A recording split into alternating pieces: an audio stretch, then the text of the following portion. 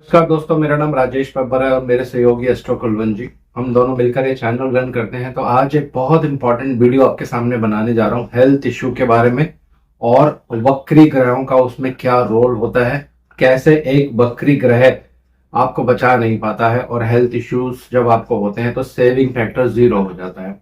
ये बहुत सी और भी चीजों पर अप्लाई कर सकते हैं जब आपको टेक्निक समझ आ जाएगा।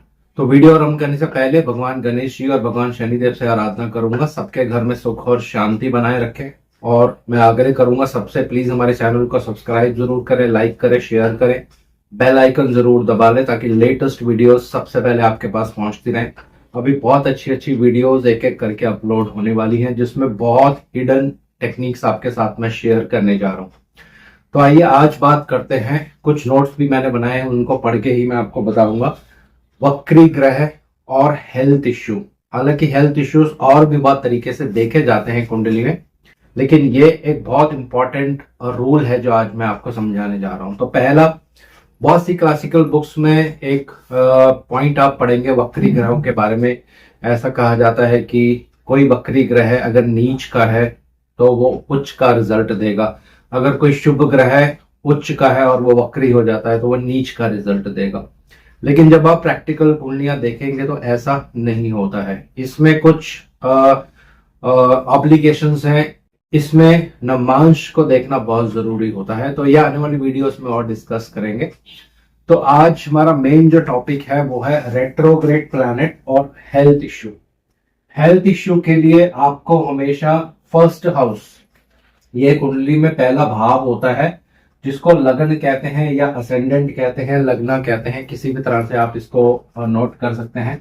तो मैं यहाँ पे एल लिख देता हूं और यहाँ पे लगन लिख देता हूं। थोड़ा छोटा लिख रहा हूं क्योंकि मेरे को अभी यहाँ पे कुछ प्लैनेट्स लिखने हैं आपको समझाने के लिए।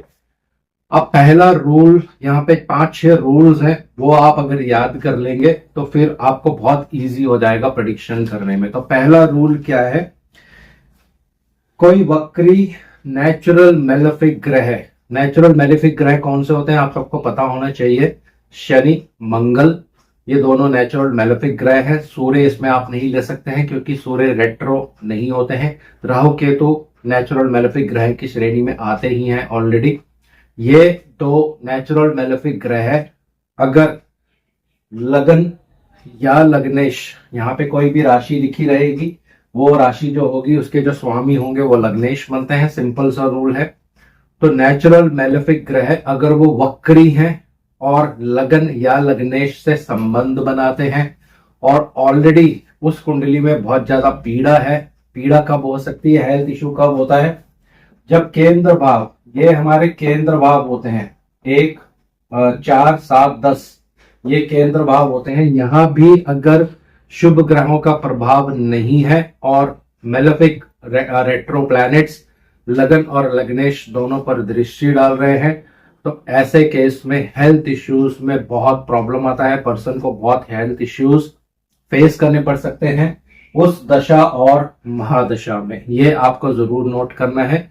अब इसके आगे भी कुछ पॉइंट्स हैं वो भी मैं आपको बताऊंगा, लेकिन इसको समझने के लिए पहले एक छोटा सा उदाहरण यहाँ पे ले लेते हैं। मान लीजिए किसी का 8 नंबर लगन है और लगन में ही शनि है और ये शनि वक्री है। तो सिंपल सा रूल है, क्योंकि इस लगन के लिए शनि वैसे भी मेलेफिक ग्रह माने जाते हैं, ये एक नेचुरल मेलेफिक ग्रह है, लगन पर इनका पूरी तरह से प्रभाव है। और भाग्यवश अगर मंगल यहाँ पे है तो लगन और लग्नेश ये दोनों को एक साथ देखेंगे। यहाँ पे अगर केतु हो और यहाँ पे अगर राहु भी आ गए और किसी तरह से कोई शुभ प्रभाव यहाँ पर नहीं है बृहस्पति का या शुक्र देव का, तो फिर ऐसे जातक को बहुत मेजर हेल्थ इश्यूज का सामना करना पड़ सकता है। तो ये आपको हमेशा ध्यान रखना है जब भी किसी की हेल्थ देखेंगे। पहला भाव और केंद्र, केंद्र में हमेशा शुभ ग्रह होने चाहिए तो व्यक्ति की हेल्थ हमेशा अच्छी रहती है। और पर्सपेक्टिव पे ये कुछ नुकसान करता है, लेकिन हेल्थ के लिए ये चीजें बहुत इंपॉर्टेंट है। तो ये पहला रूल है जो आपको क्लियर हो गया होगा। अब आगे चलते हैं। जब नेचुरल शुभ ग्रह, नेचुरल शुभ ग्रह कौन से होते हैं, बृहस्पति और शुक्र को हम यहाँ पे ले लेते हैं, बुध को भी ले सकते हैं आप, क्योंकि ये भी एक नेचुरल शुभ ग्रह की श्रेणी में आते हैं, लेकिन उस पर कंडीशन होती है, वो अकेले होने चाहिए, मित्र ग्रह की राशि में होने चाहिए। तो ये 3 ग्रह, 3 ना लेकर आप 2 ले सकते हैं, शुक्र और बृहस्पति, ये नेचुरल शुभ ग्रह है। अगर ये वक्री हो जाते हैं कुंडली में, और रूल सेम वही है, लगन या लग्नेश के साथ ये संबंध बनाते हैं, तो फिर ये आपकी रक्षा नहीं कर पाएंगे। जैसे फॉर एग्जांपल इसी हॉरोस्कोप में उदाहरण लेते हैं, यहाँ पे शनि जो है बहुत तंग कर रहे हैं, रोग दे रहे हैं, कष्ट दे रहे हैं, पीड़ा दे रहे हैं, क्योंकि लगन लग्नेश दोनों को इन्होंने पकड़ लिया है। 4th हाउस और 10th हाउस में राहु केतु हैं, ये एक अच्छा योग नहीं है, बहुत सीवियर हेल्थ इश्यू होगा। इसी कुंडली में सेविंग फैक्टर हम कैसे ढूंढ सकते हैं कि बृहस्पति का प्रभाव या तो लगन पर हो या लग्नेश पर हो, लेकिन अगर ये बृहस्पति रेट्रो हो गए तो फिर ये आपकी किसी तरह से हेल्प नहीं कर पाएंगे। अगर आपको हेल्थ इश्यू है तो फिर ये बहुत जल्दी ठीक नहीं हो पाएगा। तो यहाँ पे आप नोट कर सकते हैं। अभी मैंने यहाँ पे किसी भी तरह से राशियों का इसमें रोल नहीं लिया है, क्योंकि राशियां भी इंपॉर्टेंट होती हैं, मैं सिर्फ ग्रहों के अकॉर्डिंग आपको समझाने जा रहा हूँ। तो ये बृहस्पति यहाँ पर दृष्टि डालेंगे, यानी लग्नेश पर दृष्टि डालेंगे, लेकिन ये वक्री है। उदाहरण के लिए हम ले रहे हैं समझने के लिए, तो ये सेकंड रूल है। अब यहाँ पे ये वक्री बृहस्पति किसी भी तरह से कोई सेविंग फैक्टर आपको नहीं दे पाएंगे। अब दूसरा रूल है, इसी कुंडली में अगर बृहस्पति यहाँ पे बैठ जाते और वक्री हो जाते, चाहे यहाँ और यहाँ वक्री हो जाते, तो फिर भी किसी तरह से ये आपकी रक्षा नहीं कर पाएंगे। सिंपल रूल है, अगर नेचुरल बेनिफिक ग्रह डायरेक्ट है, वक्री नहीं है, और लगन और लग्नेश पर दृष्टि डालता है, तो आपके लिए सेविंग फैक्टर है। या केंद्र में बृहस्पति अति शुभ माने जाते हैं हेल्थ के लिए, क्योंकि हम सिर्फ हेल्थ की यहाँ पे बात कर रहे हैं और किसी चीज की बात नहीं कर रहे हैं। लेकिन वही बृहस्पति अगर केंद्र में वक्री होके बैठ जाते हैं और बाकी चीजें आपकी कुंडली में सपोर्ट नहीं कर रही हैं, हेल्थ इश्यू दिख रहा है, तो फिर सेविंग फैक्टर बहुत कम हो जाएगा, ये बृहस्पति बचा नहीं पाएंगे। इसको आप और भी जगह पर इस रूल को जो है यूज कर सकते हैं। मान लीजिए किसी का कर्क लगन है, बृहस्पति उच्च के हैं, लेकिन वो वक्री हो गए, तो फिर ये मैरिड लाइफ में अगर आपके प्रॉब्लम चल रही है तो उसको बचा नहीं पाएंगे। ये रूल आप सब जगह लगा सकते हैं, लेकिन मैं टॉपिक से डिविएट नहीं होऊंगा, क्योंकि हमारा टॉपिक जो है वो हेल्थ को रिलेटेड ही है। तो सेकंड रूल मैंने आपको यहाँ पे बता दिया है, ये पूरी तरह से आपको क्लियर हो गया होगा। अब चलते हैं थर्ड रूल की तरफ। थर्ड रूल कहता है कि अगर लग्नेश लगन में ही है, चाहे वो शुभ ग्रह हो चाहे वो पापी ग्रह हो, लग्नेश अगर लगन में ही है तो अति बली माने जाते हैं। या लगन को देखें, चाहे वो मेलेफिक है चाहे वो बेनिफिक है, उससे कोई फर्क नहीं पड़ेगा। लेकिन अगर लग्नेश लगन में ही है और वक्री हो जाते हैं तो फिर आपको हेल्थ प्रॉब्लम हो सकता है। लेकिन इसके लिए भी अब यहाँ पे कंडीशंस क्या दी गई हैं वो मैं आपको बता देता हूं। इसको एक और उदाहरण से समझते हैं। और उदाहरण के लिए किसी का यहाँ पे 10 नंबर है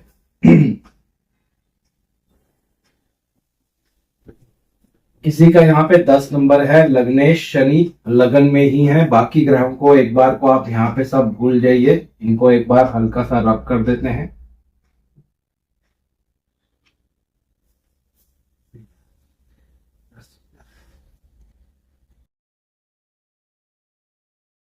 तो अगर लग्नेश लगन में ही है और वक्री है तो ये आपको हेल्थ इश्यू दे सकते हैं, लेकिन इसमें कंडीशन है। ये कंडीशन क्या है, इस लग्नेश पर बहुत ज्यादा पाप प्रभाव होना चाहिए मंगल का। अगर मंगल यहाँ बैठे हैं तो फिर आपको ये हेल्थ इश्यू देंगे, तंग करेंगे, या राहु केतु एक्सेस में आ गए तो फिर आपको तंग करेंगे। लेकिन इसी का विपरीत अगर लग्नेश लगन में है, वक्री है, चाहे वो मेलेफिक है या बेनिफिक है, अगर शुभ प्रभाव में आ गए, उदाहरण के लिए यहाँ पे अगर मैं शुक्र लिख देता हूं, तो शुक्र इस लगन के लिए वैसे भी बहुत शुभ ग्रह माने जाते हैं और नेचुरल शुभ ग्रह भी हैं। तो फिर जो मैं प्रेडिक्शंस आपको यहाँ बता रहा हूं कि लग्नेश अगर लगन में है, वक्री हो गए, तो आपको हेल्थ इशू में प्रॉब्लम्स नहीं आएगा। यही चीज बहुत डीप स्टडी करके आपको अलग अलग कुंडलियों पे चेक करना है। बहुत सी कुंडलियों पे आप ये देखेंगे लग्नेश लगन में ही रहते हैं लेकिन रेट्रो हो जाते हैं और बहुत ज्यादा पाप प्रभाव होने की वजह से पर्सन को हेल्थ इश्यूज होता है। लेकिन अगर लग्नेश लगन में ही है, वक्री है, शुभ ग्रहों के प्रभाव में है या उनके बिल्कुल पीछे और उनके आगे दो शुभ ग्रह बैठे हुए हैं तो फिर किसी तरह से बहुत मेजर आपको हेल्थ इशू तंग नहीं करने वाला है। हेल्थ इशू आएगा भी तो आप उसको ओवरटेक कर लेंगे या उसकी रेमेडी ऑटोमेटिकली कुंडली में हो जाती है। अब फोर्थ रूल है, जब भी किसी वक्री ग्रह की दशा चलती है, कोई भी वक्री ग्रह हो सकता है, जब उसकी दशा चले और वो दशा लॉर्ड जो भी जिस ग्रह की दशा चल रही है वो छठे, आठवें या 12वें भाव के साथ कनेक्शन बना रहा हो या उनके स्वामियों के साथ कनेक्शन बना रहा हो। उदाहरण के लिए कुंडली में ले लेते हैं, मंगल की आपकी महादशा चल रही है और छठे घर के स्वामी जो हैं वो बुध देव हैं। मंगल और बुध दोनों एक साथ हैं, मंगल वक्री हैं। वक्री ग्रह की महादशा और छठे घर के स्वामी के साथ युति या छठे घर में खुद ही बैठे हों, अष्टम में बैठे हों, अष्टमेश के साथ युति कर रहे हों या द्वादश भाव में बैठे हों 12th हाउस में और 12th लॉर्ड के साथ युति कर रहे हों, महादशा लॉर्ड वक्री होने चाहिए। तो ये आपके हेल्थ इश्यूज में सीवियर प्रॉब्लम दे सकते हैं या उस पीरियड में आपको बहुत तंग कर सकते हैं।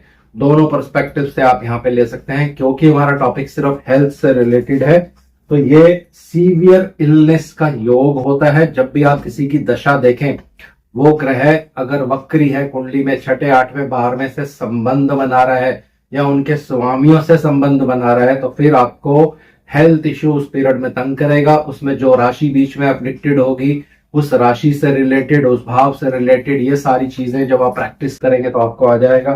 टेक्निक्स मैंने आपको यहाँ पे बता दिया है। रेट्रोग्रेड प्लैनेट जब किसी दशा लॉर्ड के साथ भी बैठेंगे, मान लीजिए किसी ग्रह की दशा चल रही है लेकिन वो रेट्रो नहीं है, एक नॉर्मल दशा किसी ग्रह की चल रही है लेकिन उसके साथ कोई वक्री ग्रह बैठा हुआ है, ये बहुत इंपॉर्टेंट रूल है। ये बीपीएचएस में लिखा हुआ है तो इसको उदाहरण समझते हैं। मान लीजिए मंगल यहाँ पे है और शुक्र यहाँ पे है, शुक्र की महादशा चल रही है लेकिन ये जो मंगल है ये रेट्रो है। तो इस पीरियड में भी, शुक्र की महादशा में भी मंगल के जो रेट्रो प्रभाव होंगे, वक्री प्रभाव होंगे, वो शुक्र देव पर पड़ने वाले हैं और ये शुक्र देव को खराब करेंगे।